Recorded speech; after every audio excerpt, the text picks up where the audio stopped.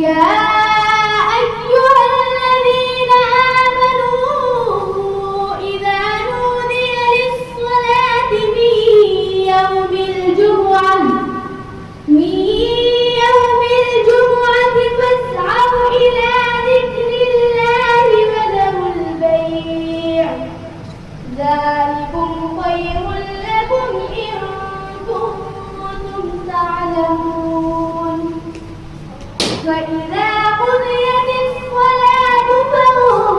فانتشروا في الأرض وابتغوا من فضل الله واذكروا الله كثيرا لعلكم تفلحون وإذا رأوا تجارة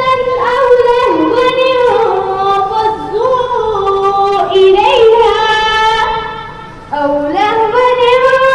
انفضوا إليها وتركوك قائما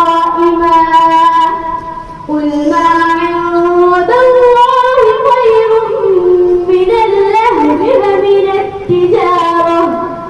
والله خير الرازقين